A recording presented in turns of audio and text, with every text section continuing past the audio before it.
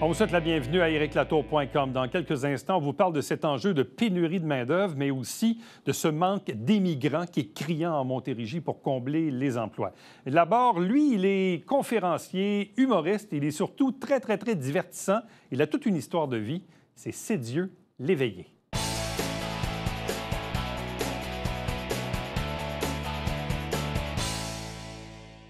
En voilà un qui a plein de projets, qui n'arrête jamais. Certains diront même qu'il parle plus vite que son ombre. Sédieu Léveillé est avec nous. Bonjour et bienvenue. Bonjour. Encore une fois, merci, Éric. Ça fait merci plaisir. tout le monde. Merci à TVA HR9. Écoute, je ne dérangerai pas d'habitude. Donc, il faut que je remercie rapidement mes commanditaires. Là. Je ne le ferai pas en 45 minutes comme d'habitude. je vais le faire plus rapidement. Donc, merci au Ouija Extra Gladu. Merci au Hugo Gym. Merci au Garage André Roy. Merci à Transcopie. Puis merci aux nouveaux collaborateurs, là, aux donateurs de la Fondation. Donc, le Studio VIP ainsi que votre dentisterie, plus précisément M. Dr. Nguyen et Daniel Chabot. Bon, les gens qui ne te connaissent pas, là, ils vont dire, pourquoi ce gars-là, il nous parle de ses partenaires en partant? Pourquoi tu as des partenaires? Pourquoi ils sont si importants dans ta vie? Bien, ces gens-là sont si importants dans ma vie pour moi parce que c'est des gens qui m'ont surélevé. Dans la vie, on ne peut pas y aller tout seul. Récemment, j'ai appris quelque chose de complètement fou. Moi, je suis tout le temps, tu me connais dans mes projets, je vais tout le temps tout seul parce que moi, je veux dire, on n'est jamais trop proche ou trop loin d'un poignard de trahison. Mais j'ai appris que dans la vie, quand on travaille seul, on va vite, mais ensemble, on va loin. Donc, c'est pour ça que j'ai des gens qui me commanditent depuis le début puis qui m'aident dans tout ce que je fais puis dans mes projets. Et pourquoi tu as besoin d'autant de partenaires pour mener à bien tous tes projets? Bien, au fait, c'est parce que c'est jamais facile. C'est des projets qui coûtent des sous, c'est des projets qui sont onéreux, mais ces gens-là sont tout le temps, écoute, sont jamais avares, là, sont tout le temps, hey, on va être là si jamais tu as besoin de quoi que ce soit. Je dois vous avouer que ça fait longtemps qu'ils m'ont pas donné rien, mais moi, je les traîne à la vie à la marge. Je leur ai toujours dit, vous m'avez donné quelque chose à un moment donné, puis ça va rester à tout jamais. Bon, qu'est-ce que tu as fait dans la dernière année? Là? Si on regarde, disons, Oui. la dernière année, les derniers mois, qu'est-ce que tu as fait comme projet particulièrement? Bien, des conférences sur la Surtout, persévérance scolaire. Je dirais, je peux pas remercier autant l'école Marcel Landry, plus précisément M. Vincent Huard, Mme Annie Aubé et les professeurs d'art dramatique qui ont prêté l'auditorium, donc M. Chicoine, M. Carl puis M. Thibault. Donc, des gens extrêmement généreux, puis tous les profs là, qui ont défait leur planif au complet. Donc, des grosses conférences sur la persévérance scolaire. Puis, j'ai rencontré des belles élèves. J'ai rencontré des anciens élèves, je veux dire, Jacob, Malik, Maxime, écoute, Darius, Cyriane, Louis-Daniel, Mélodie, écoute, des jeunes incroyables, Zachary, du monde qui ont énormément en eux. Puis je pense qu'il faut qu'ils croient en eux pour faire sortir tout ce qu'ils ont à l'intérieur. Est-ce que c'était la première fois que tu tenais des conférences sur la persévérance scolaire? Non, pas du tout. Je fais des conférences à la persévérance scolaire depuis 2015. Quand même. Et M. Thibault, justement, que j'ai cité, là, qui est encore professeur d'art drame, là, qui était mon prof à l'époque, c'est lui qui a initié ça. Moi, je faisais pas de conférences. J'étais TES, puis je jouais au PlayStation bien tranquille. Là. Tu sais, en Gwent Legacy, c'est ça, j'avais des choses à faire. Mais puis il m'a appelé, puis il me dit « Hey, je te verrais faire des conférences dans ma classe. Ça te tenterait-tu? » J'étais comme, je sais pas, là. Moi, je veux dire, j'ai pas vraiment envie de faire ça. Puis comme, non, viens faire des conférences. Puis c'est grâce à lui, depuis ce temps-là, j'ai déjà une quarantaine de conférences de fête à cause de cet enseignant-là. Est-ce que tu racontes toujours la même histoire ou si elle a évolué avec le temps? Ben, l'histoire est quand même sensiblement la même, mais tout dépendant du public devant lequel je suis, je peux rajouter. Et au fait, je vous dirais que c'est plutôt le temps. Parce que des fois, il manque de temps. Comme là, les élèves étaient censés être là à 9h05, ils arrivaient à 9h20. On vient de choper 15 minutes. Fait que c'est plus le temps, donc je dois raccourcir, je dois aller. Fait que oui, c'est pas sensiblement la même histoire, mais tout le temps peaufiné avec des nouvelles prises de conscience que je fais en tant qu'adulte. Qu'est-ce que tu leur racontes? Je raconte mes échecs de A à Z. Je raconte mes échecs, mais je commence la conférence en leur disant c'est impossible d'échouer. T'échoues à partir du moment que tu abandonnes.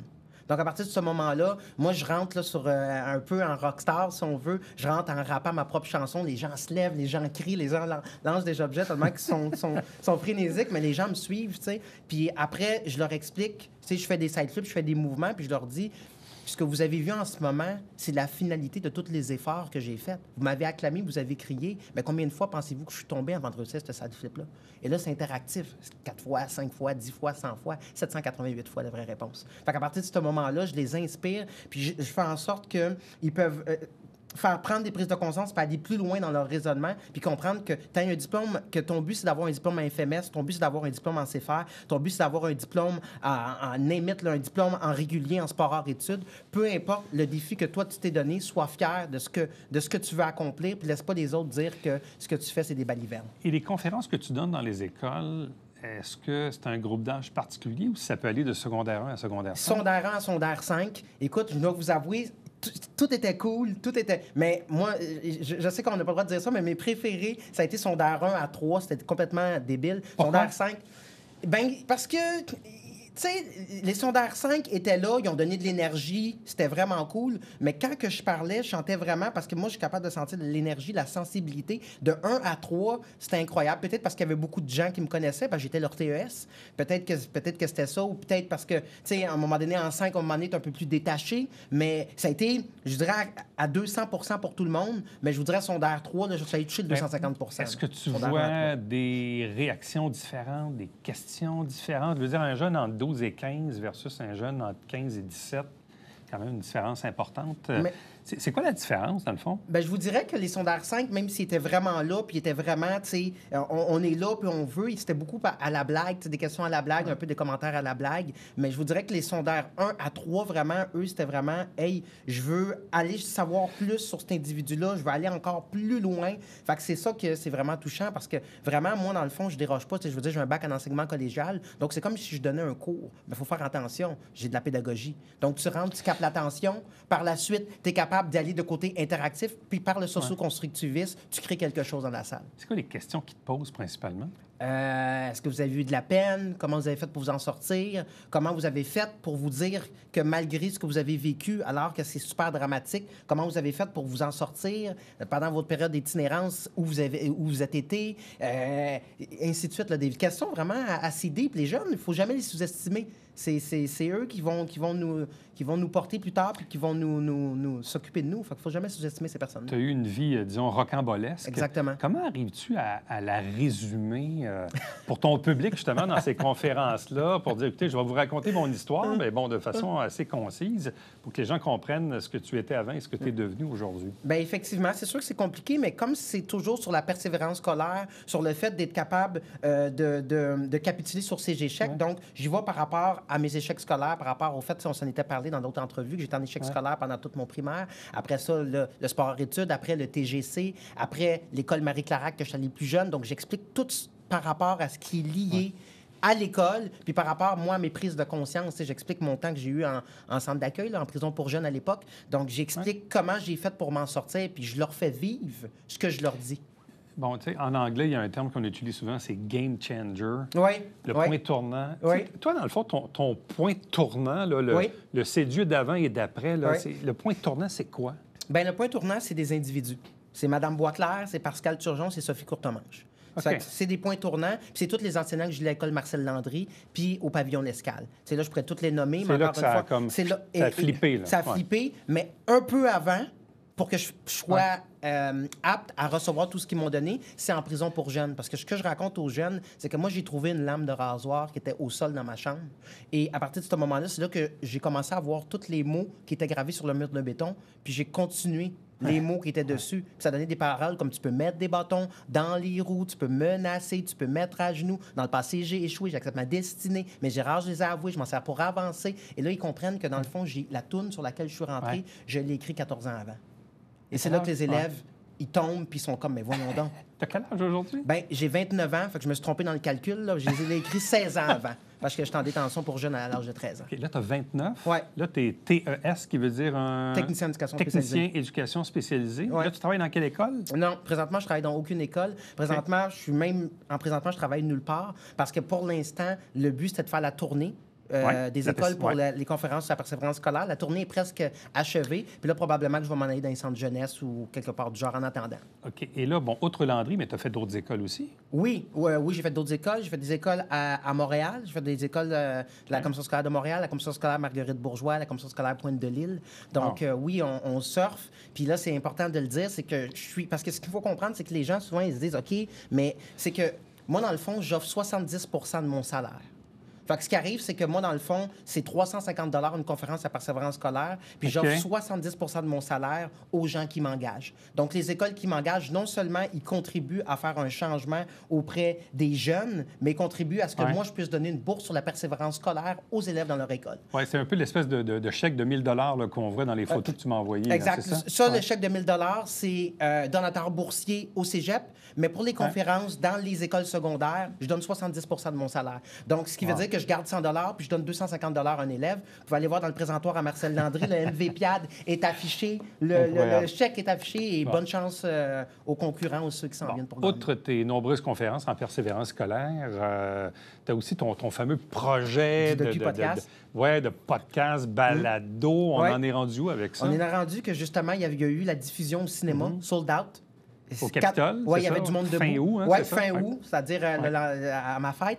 La veille de ma fête, le 22 août, sold out, il y avait des gens debout. Les gens ont super apprécié, les gens m'ont réécrit par la suite. Les gens ont suivi. Toujours une vingtaine de personnes abonnées tout le temps en même temps. Moi, je veux dire, c'est dérisoire. Là. Je veux dire, c'est entre 10 et 15 $ normalement. N'importe qui qu'un Patreon, moi, c'est 3 $.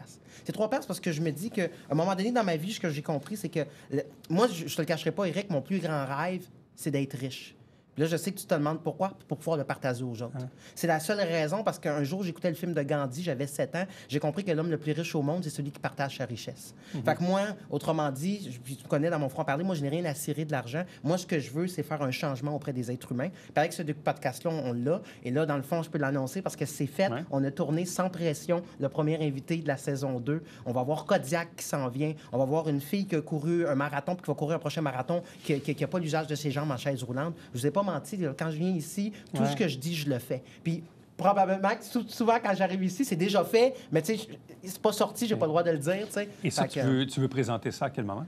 Bien, ça s'en vient, là. Je veux dire, là, on est en train d'éditer, on est en train de le faire. Puis là, c'est présenté dans un studio extrêmement... au studio Piccolo. C'est comme les photos qu'on voit en ce moment là, sur ta page Facebook. C'est les photos qu'on voit en ce moment sur ma page Facebook. En enregistrement. Là. Exactement, avec Esprit sans pression, là, celui qui a bercé le hip-hop québécois, le parrain du rap keb, sans pression. Je peux même l'annoncer là, sans pression, qui m'a offert de venir faire des conférences à persévérance scolaire avec moi. Écoute, on a beaucoup de projets qui s'en viennent avec sans pression, puis avec bien des gens là, qui... Ça s'en vient. Et là, si ton ambition, c'est de devenir riche, tu vas faire quoi pour devenir riche? Bien, je vais écumer le plus possible de persévérance scolaire. Je vais faire comme tout le monde. Je veux dire, je payais à 20 $ de l'heure. Moi, je veux dire, c'est dû l'éveiller pillade, c'est de ma poche. Je veux dire, moi, c'est tout de ma poche. Je travaille comme tout le monde à 20 $ de l'heure, puis je le redonne aux autres. Et quelque chose qu'on a parlé la dernière fois, que tu n'es pas au courant, que je t'annonce en spoiler, si on veut, la fondation. On s'était parlé pour la fameuse fondation. C'est difficile. C'est 2 ans à 3 ans d'attente. C'est dans les 20 000 $ parce que c'est des frais d'avocat. C'est un avocat. Et moi, il y a un gars que j'ai rencontré en 2018 à un show bénéfice. Puis il me dit, on a jasé, on peut jaser ensemble. Il s'appelait Marc-Olivier Hébert avec sa blonde Cassandra Giroux. On a tellement parlé que c'est le concierge qui a fait, hey, je suis vraiment désolé, mais ça fait 2 heures qu'on est fermé. Pouvez-vous quitter? On a parlé à l'extérieur. Puis là, c'était le gardien de sécurité, excuse, parce que ça fait comme 1 heure qu'on est fermé, pouvez-vous quitter? On est resté en contact, la COVID, tout ça. Un enfant, c'était compliqué. Il m'a invité chez eux avant Noël. Puis il m'a dit, j'ai quelque chose à t'offrir. Écoute, tu sais, j'ai une fondation, mais cette fondation-là, elle est vu le jour à cause de la rencontre qu'on a eue ensemble. Et je suis maintenant conférencier sur la persévérance scolaire par rapport à la fondation. Donc, c'est la Fondation Les Faits, la fondationlefaits.ca. Puis si des gens veulent donner en grand nombre, tout ce qu'ils vont donner, tous les dons servent pour promouvoir l'éducation et finalement donner des conférences à persévérance scolaire dans les écoles. Aurais-tu le goût un jour aussi de tenir le rôle de conférencier, pas nécessairement sur la thématique de la persévérance scolaire, mais bâtir une autre forme de conférence, une autre thématique qui pourrait s'adresser à des adultes, à des entreprises dans le monde corporatif? Est-ce que tu penses à ça? La question est super bonne parce que oui, je pense à tous les jours, mais je veux dire, avant de créer une boule de neige, il faut créer, si vous comprenez, avant de créer l'avalanche, il faut créer... Oui, exactement. Le contenu est là, mais avant, il faut me faire connaître. Tu comprends ce que je veux dire? Puis encore une fois, je ne te remercierai jamais assez à chaque fois de m'inviter ici parce qu'à chaque fois, les gens me connaissent. C'est allez liker en grand nombre ma page Chédil l'éveillé Pillade, allez liker, allez sur ma page patreon.com/Pillade, allez sur ma page donateur boursier conférencier, puis pour les jeunes qui me disent, monsieur, vous êtes donc bien vieux, allez Allez sur ma page TikTok et Instagram. Allez sur ma page TikTok et Instagram que je me Parce suis que fait. ça, c'est payant à donner des conférences. Fait que là, tu pourrais devenir riche. Tu comprends? Ouais, effectivement. Fait que être capable de pouvoir donner, tu sais. Fait que non, j'adore la question, puis j'aimerais beaucoup pouvoir le faire. Mais avant, il faut s'entourer, puis il faut que les gens soient là avec toi. C'est Dieu l'éveiller. C'est toujours un plaisir. Merci beaucoup. Bonne chance. Ouais, merci à tous. Merci pour tout. Bonne journée. Restez avec nous. On vous revient après ceci.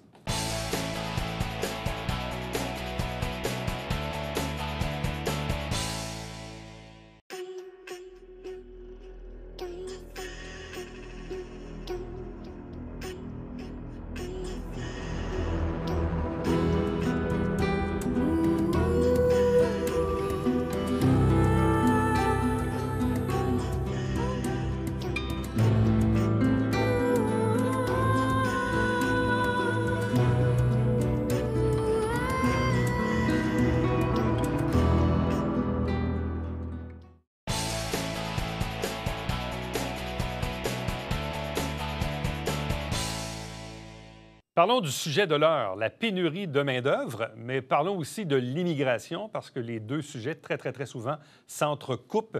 Oui, il y a des débats politiques, il y a des enjeux liés à ça, mais parlons des entrepreneurs, des gens qui sont dans le monde des affaires et qui sont confrontés à la pénurie de la main-d'œuvre. Et parfois, oui, l'immigration est une solution, mais en même temps, est-ce qu'on a suffisamment d'immigrants pour compenser les besoins de main-d'œuvre? Pas nécessairement. D'ailleurs, très intéressant de voir que la Fédération canadienne de l'entreprise indépendante, la FCEI, prévoit d'ailleurs un déficit ici même en Montérégie de près de 5 000 immigrants pour compenser les besoins de main-d'œuvre. On en discute avec Francis Bérubé, qui est directeur des affaires provinciales pour le Québec pour cette fédération. Bonjour et bienvenue. Bonjour. Est-ce que c'est un des pires tableaux qu'on puisse assister depuis les dernières années? Bien, je vous dirais que la pénurie de main-d'œuvre, on le voit, là, ne s'est pas atténuée, là, puis ne va pas normalement s'atténuer jusqu'en 2030, en fait. Donc, on n'a pas atteint le pire encore de la pénurie de main-d'œuvre. C'est pour ça que plusieurs solutions doivent être mises de l'avant, dont l'immigration. Puis dans ce cas-ci, dans notre rapport, on met en relief l'importance de la régionalisation de l'immigration en estimant, en fonction des données d'Emploi Québec, les déficits prévisibles, en fait, là, d'immigration pour combler les postes vacants. Bon, souvent, l'immigration, ça fait partie de débats et d'enjeux politiques, là, fédéral, provincial, on connaît la chanson.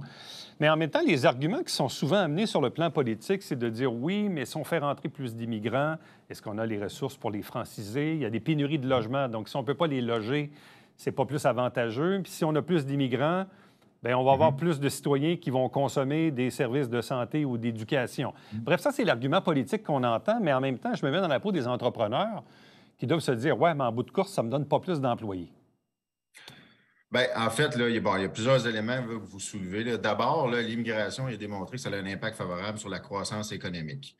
Ensuite, au niveau des postes vacants, il est clair, puis même, comme je le disais d'entrée de jeu, selon les estimations d'Emploi Québec, c'est grosso modo un poste vacant sur 5 qui doit être comblé par l'immigration selon leurs propres analyses. Donc, c'est évident qu'on va rester un déficit avec les niveaux actuels d'immigration qu'on constate dans la plupart des régions du Québec. Ensuite, je vous dirais, en termes si on exprime ça en termes de capacité d'accueil, en fait, ce qu'on constate, bien que ça ne règle pas l'entièreté du vieillissement de la population, l'apport de l'immigration vient quand même amoindrir le ratio, en fait, de travailleurs versus de personnes retraitées. Donc, ça a un effet bénéfique, certain, par rapport au vieillissement de la population. Ensuite, évidemment, s'il y a des services à déployer, la croissance économique va également suivre en toute logique. Donc, ultimement, là, c'est un peu, de mon point de vue, d'une certaine façon, un débat. Vous savez, quand la croissance démographique était très élevée, il y avait des constructions d'écoles dans toutes les régions du Québec. Pourquoi on se poserait cette question-là aujourd'hui? Oui, parce que, bon, le manque de main-d'œuvre, c'est une chose. La francisation, bien, ça dépend évidemment si on est équipé pour la faire. Il y a quand même la pénurie de logements. Je comprends qu'on peut bâtir des nouveaux logements, mais ça reste là aussi un enjeu de société où il y a un peu partout au Québec des pénuries pour loger les gens de manière abordable. Bien, en fait, c'est un des éléments. Vous savez qu'on a posé la question à nos membres. Le deuxième élément qui cite comme étant le plus problématique, c'est l'accès à des logements, à des habitations. En fait, donc, une des recommandations, c'est de trouver des alternatives pour susciter la construction d'unités résidentielles puis de logements dans les différentes régions du Québec. Les taux d'inoccupation dans plusieurs régions là, sont dans plusieurs cas, avoisinent les 1, 2 ou 3 %. Donc, il y a clairement un besoin pour accueillir ces nouveaux travailleurs-là. Il y a un besoin de logement évident. Donc, c'est un des chantiers qui devrait être mis de l'avant quand on parle de régionalisation de l'immigration. Vous savez, la régionalisation de l'immigration, c'est un enjeu qui touche à plusieurs éléments. Vous savez, on parle, dans certains cas, c'est l'accès même à des services de garde, l'accès au logement, l'accueil. On parlait tantôt de services de francisation. Donc, le déploiement de services de francisation pour faciliter cet accueil-là va être aussi important dans les différentes régions du Québec. Parce qu'on sait que je pense que le trois quarts des immigrants choisissent très, très souvent de s'établir dans les grands centres, principalement à Montréal. Mais il n'en reste pas moins que dans les régions, est-ce qu'on pourrait dire que les besoins de main-d'œuvre sont même plus criants dans les régions qu'à Montréal même, au prorata de la population, évidemment? Bien, en fait, ce qu'on constate, c'est qu'il y a approximativement là, 30 en fait, là, des besoins de main-d'œuvre qui se situent dans la région de Montréal. Mais avec le ratio d'immigrants reçus, ce qu'on constate, c'est qu'il y a un déficit évident pour les régions du Québec qui représente une plus grande part des postes vacants.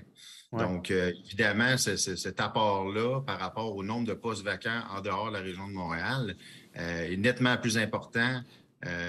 Surtout quand on le met en relation avec le nombre d'immigrants reçus. Donc, c'est ça, en fait, c'est ce qu'on constate, c'est qu'il y a un important déficit qui est prévisible là, pour différentes régions pour combler ces postes-là via la voie de l'immigration. Bon, parce que vous dites que le déficit prévisible pour la portion 2021-2025, c'est plus de 24 000 immigrants manquants pour combler les besoins de main-d'œuvre. Au niveau régional, vous estimez ça à quoi? Oui. À 18 000? Bien, annuellement, pour l'ensemble des régions du Québec, c'est comme s'il y avait un manque à gagner de 18 000 travailleurs immigrants pour combler les besoins les postes vacants. Ensuite, pour la Montérégie, les chiffres sont assez impressionnants. C'est près de 5 000, en fait, là, presque annuellement, qui manqueraient. Puis pour un total de 24 000 pour une période de 5 ans. Donc, c'est une des régions là, où, manifestement, là, le manque à gagner est important. Et pourtant, la Montérégie reste tout de même la région qui est la plus limitrophe ou la plus près de Montréal. Tout à fait. On n'est pas en Abitibi, on est quand même proche. Oui, mais c'est une région très populeuse aussi. Évidemment, les besoins sont plus grands. Mais quand on met en relation les postes vacants versus les moyennes d'immigration reçues annuellement, ce qu'on constate, c'est que c'est une des régions où le déficit, semble-t-il, va être le plus grand. C'est quoi les impacts de la pénurie de main-d'œuvre chez nos entrepreneurs? C'est quoi les impacts? C'est quoi que ça crée comme enjeu ou comme problème pour un entrepreneur qui n'arrive pas à combler ses postes manquants? Bien, vous savez, on parle beaucoup des enjeux purement économiques, donc il y a les pertes économiques. À l'FCI, on a estimé à 11 milliards annuellement les pertes économiques là, subies par les PME. C'est une estimation extrêmement conservatrice d'ailleurs. Ensuite, il y a un élément qui est moins soulevé, mais qui est la principale répercussion pour les entrepreneurs cités par les propriétaires de PME, c'est qu'ils travaillent plus d'heures. Donc, 72 d'entre eux travaillent plus d'heures pour compenser justement la pénurie de main-d'œuvre. Ce que ça l'amène, c'est une pression accrue sur le propriétaire d'entreprise, avec des répercussions sur même, peut-être potentiellement, sur l'attractivité même de la vocation entrepreneuriale éventuellement. Une drôle de question, mais comment on peut dépolitiser un enjeu qui l'est malheureusement tout autant? Je m'explique, je regarde, on sort d'une campagne électorale. Là, le Parti québécois disait maximum 35 000, la CAQ disait maximum 50, Québec solidaire disait maximum 75, Parti libéral plus que ça. Est-ce qu'on a atteint notre seuil, notre capacité? Là, il y a une bataille fédérale-provinciale. Là, il y a le chemin Roxham à travers ça, où les gens voient ça dans l'actualité au jour le jour. Comment peut-on dépolitiser cet enjeu-là? Bien, je vous dirais, à l'FCI, on ne se prononce pas sur un seuil là, spécifique. Là. Ce qu'on sait, c'est que les besoins sont là. Donc, on dit qu'il doit nécessairement y avoir une augmentation des seuils. Mais on ne se prononce pas sur un seuil. Vous savez, il va y avoir des consultations du gouvernement du Québec par rapport à ça là, prochainement. Logiquement, ça devrait arriver là, au cours de cette année.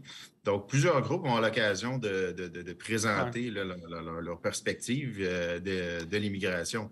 Mais c'est sûr qu'étant concrètement sur le terrain, puis ça ne prend pas, vous savez, une promenade dans un centre-ville, aller cogner quelques commerces, là, puis vous allez constater que des travailleurs, il y en manque, puis que certains investissent des milliers de dollars pour aller chercher des travailleurs à l'étranger, malgré des démarches locales qui ne portent pas fruit. Donc, éventuellement, sur le terrain, je pense que dans l'ensemble des régions du Québec, c'est manifeste qu'il y a un besoin identifié à cet effet-là. Même tout récemment, je voyais un excellent reportage à la télé il y a 2-3 semaines. Bon, on parle beaucoup du chemin Roxham, mais on voyait d'ailleurs le témoignage de 2 immigrants qui ont passé par le chemin Roxham et qui aujourd'hui travaillent à temps plein, se sont bien insérés dans la société, parlent bien français. Bref, oui, il y en a qui passent par le chemin Roxham, c'est vrai. Oui. Mais ultimement, ils deviennent des actifs pour la société. Bon, ils n'ont peut-être pas pris le chemin qu'on voulait, mais au final, ils sont des actifs pour la société aujourd'hui. Bien, tout à fait. Vous savez, on avait déjà posé la question dans le cadre d'un sondage léger, là, puis c'est 72 de la population qui est favorable à une augmentation de l'immigration économique pour répondre aux besoins du marché du travail. Puis vous savez quoi? C'est 86 de la population qui s'inquiète de la pénurie de main-d'œuvre, de l'impact de la pénurie de main-d'œuvre sur la qualité de leurs biens, de leurs services, puis la disponibilité de ces services-là. On parle dans le privé, mais même dans le secteur public, il y a des enjeux évidents. Je pense qu'on n'a pas à la limite, je veux dire, c'est tellement manifeste qu'il y a des enjeux de pénurie de main-d'œuvre dans tous les secteurs. Donc, oui, les gens s'inquiètent de ça pour la qualité et la disponibilité de leurs services. On constate dans toutes les régions, notamment en restauration, où c'est évident. On voit des changements d'heures d'ouverture, des fermetures dans certains cas, par manque d'employés, non pas par manque de rentabilité. Je comprends. Bien, très intéressant d'entendre le point de vue de votre fédération, Fédération canadienne de l'entreprise indépendante, sur cet enjeu-là de société, de la pénurie de main-d'œuvre et de l'immigration qui peut bien sûr compenser. Donc, on le répète ici en Montérégie, un déficit de près de 5 000 immigrants pour combler là, ces fameuses places disponibles que tout le monde convoite. En fait, avant, on convoitait les emplois. Aujourd'hui, c'est les employeurs qui convoitent les employés. C'est un renversement des tendances, vous allez me dire. Mais bon, ceux qui embauchent savent de quoi je parle. Un gros merci à vous. Merci à vous, c'était un plaisir. Restez avec nous. On vous revient après ceci.